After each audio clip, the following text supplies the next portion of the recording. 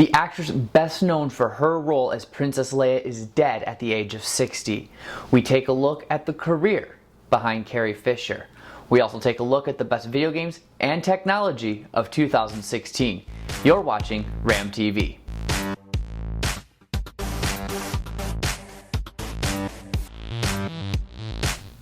Whether it's for terrorizing the Blues Brothers or leading the rebellion, Carrie Fisher will be remembered by millions.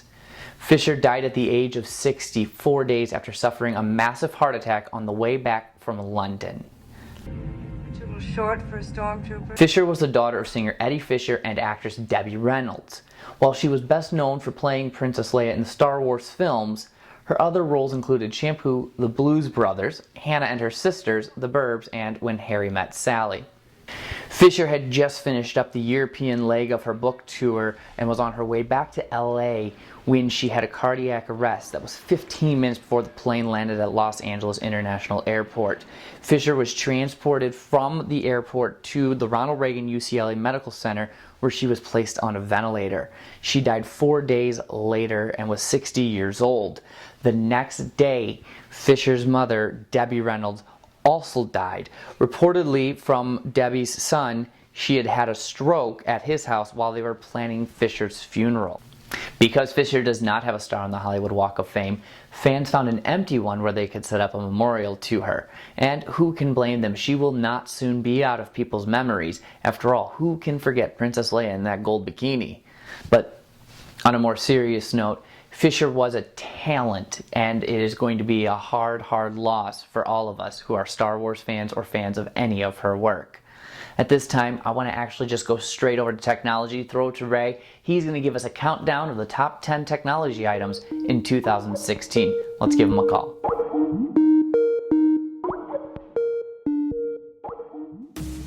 Hey everyone, it's me, Ray again, back with Best of 2016, and today I'm only going to focus on two genres, topics, classifications of technology that I actually do kind of specialize in: cell phones and laptops.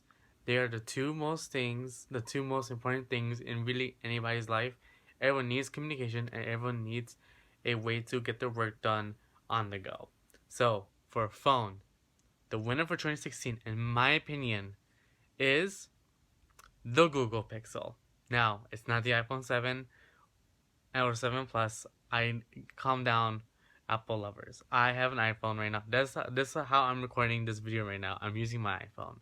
However, the Google Pixel shows what Android, and when Google has control of hardware directly, how great it can be.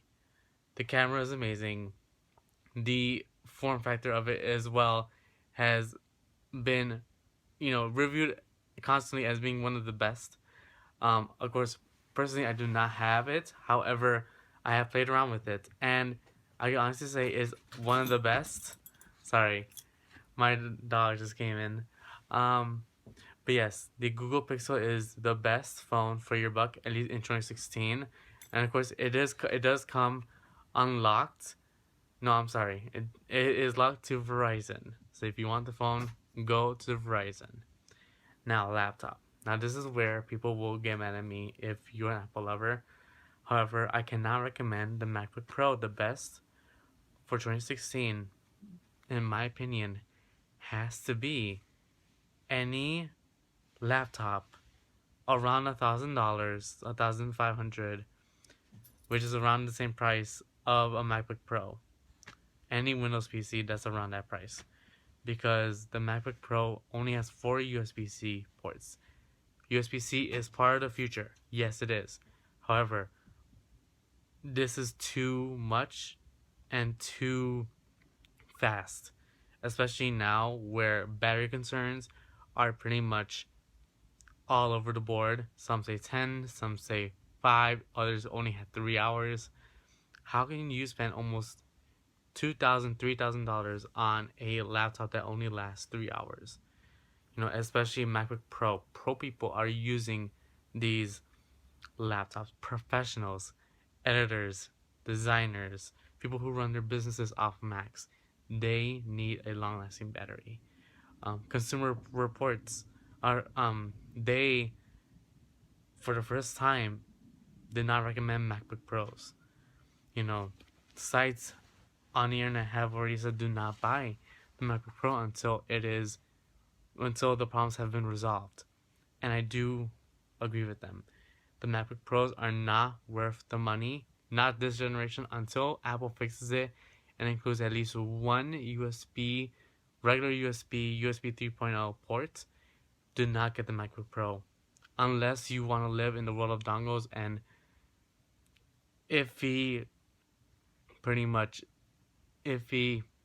wireless connections. But pretty much you're going to need dongles. And of course, Apple sells lots of dongles that are compatible with the MacBook Pro. Just be aware of that. But yes, the Google Pixel and any Windows PC that's around 1,000, 1,500. Because for that price, that laptop, desktop, hybrid, whatever you get, that will last you many more years than a MacBook Pro. Right now, with only 4 USB-C ports. Plus, why did they get rid of MagSafe? Honestly, I get it. USB-C can handle it's charging now. I get it. But MagSafe was one of the best things about getting a Mac. Now you don't have to worry if someone trips over your wire. Only the wire will go flying, not the whole laptop. But yes, that is my best of 2016. Look forward for 2017. We're getting more videos. I'm getting back to being more active on social media. I've been gone for a while. I will explain later on my own personal, but of course that'll be in a whole different video. But I'll see you all around the internet. This is Ray signing out. Bye. Back to you, Aaron. Thanks, Ray. Now we're going to talk about 2016's top 10 games. Now, of course, these are the top 10 games in my opinion. So if you disagree, that is fair. You are certainly entitled to your own opinion, wrong as it may be. So let's jump right into number 10. Number 10 for me was Pokemon Go. I know it's not what you think of for a typical game. It's not PC or console, but that was one of the most downloaded games in 2016 history. Not to mention, Pokemon Go had an outstanding effect on Nintendo's stocks, unlike Mario Run, which, much like their favorite little plumber, when he went down the tubes, so did Nintendo's stocks. I also want to talk about the fact that Pokemon Go is one of those that is still being released in other countries. So I don't think we've actually seen the end of Pokemon Go within the headlines. Not to mention their new addition with the Apple Watches, which will allow you to catch Pokemon from your watch. Number 9 is Doom.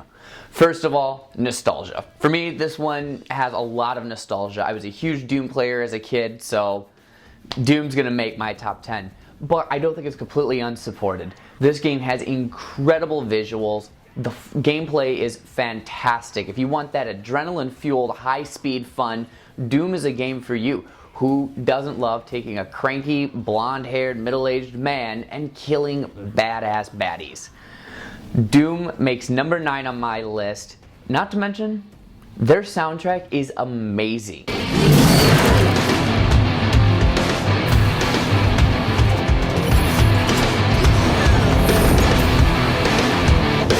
Number 8 would be The Last Guardian. Last Guardian, again, for me is a nostalgia thing. I was a huge fan of Eco and the Shadow Colossus.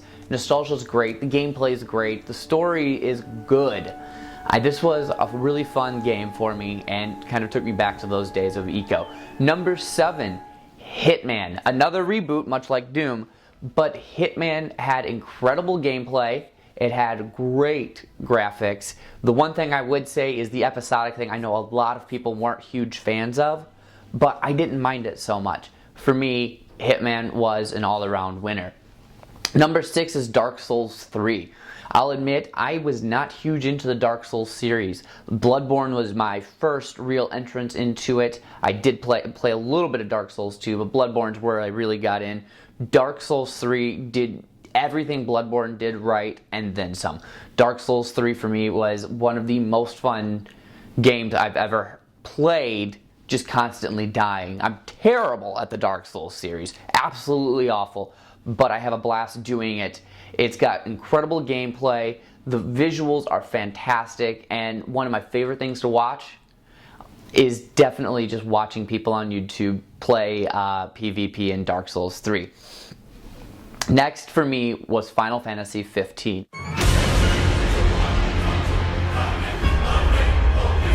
We were once a nation of hope. I'm going to be honest, I actually thought this would be further down my list. I'll get to why it's not here in a second, but Final Fantasy 15, first of all for me, one of the longest awaited games was Final Fantasy 15. The gameplay, fantastic. I love the fluid combat. Not that I'm opposed to turn-based, but I do really enjoy the fluid combat. I got into that with Kingdom Hearts, and another anticipated game for me is Kingdom Hearts 3. But the fluid combat I thought was great. It was easy to use once you got used to it. So I would say the gameplay of that was great. The visuals, amazing. It visually was a very beautiful game. The storytelling was interesting on this. Now this is why it also doesn't make it further down my list. The storytelling, the story of it was intriguing. I was always intrigued as to more. But the problem was I didn't feel like there was enough background information. There were times where I was just at a loss as to who some of these characters were. I even watched Kingsglaive, and yep, that gave me a little bit more of an insight.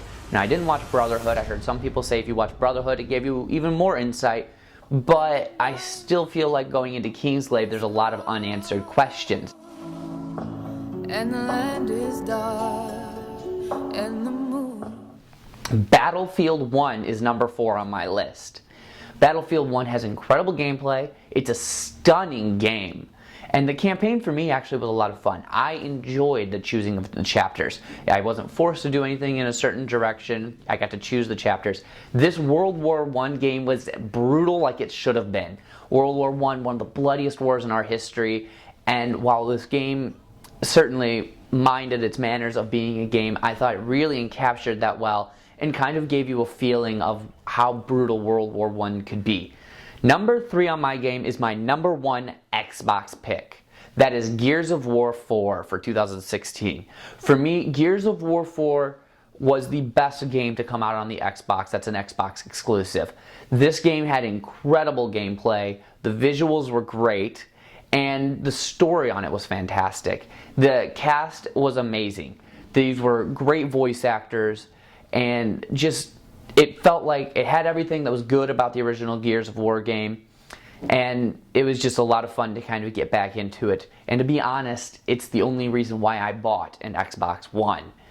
Number 2 on my list is my top game for the PlayStation, Uncharted 4. Again, an exclusive for PlayStation, just a stunning game. Incredible visuals, and much like Gears of War 4, the storytelling, the character work is phenomenal.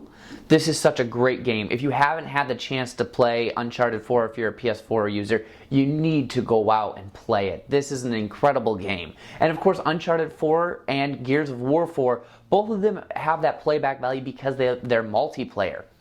Go in and play the multiplayer. It's a blast. Now, I know we're talking two very different types of games here, but if you own one system or the other, or you own both systems, you haven't played one of these games, you absolutely need to. Number 1 on my list is Overwatch. That was so cool!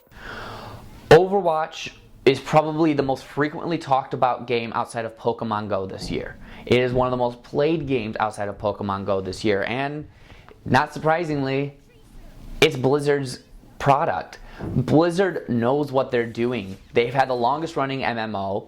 They know how to tell a story within their MMOs. Now, I will say Overwatch, I was expecting more of a story, to be honest. Not certain as to why. I knew what I was getting into, but that opening title credit really makes you feel like there might be a story hidden somewhere in there. It has incredible gameplay. This is an addictive game. It's super easy when you start playing it to just keep playing and lose track of time. Visually, it's a beautiful game. Very bright and in colors. It's one of those games that you almost could play with your kids. It's not overly gruesome. It's bright and colorful. The characters are cheery and different. It's a very stunning game. It's a really great game. So Overwatch is another one of those that I recommend. If you haven't played, go out, play it.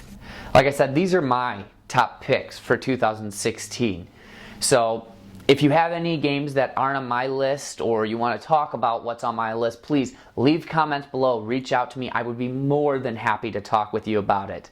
This is our last RAMtv for the year, but that's because we do it once a week. So we'll be back next week to keep you up to date on your video game tech and nerd culture news, bringing in the new year with RAMtv. I hope you enjoyed what you saw. Make sure you like, subscribe, share with your friends. Please leave comments. We also have a GoFundMe. If you want to go there and donate money, we greatly appreciate it. And like I said, we will see you next week. Do you RAM?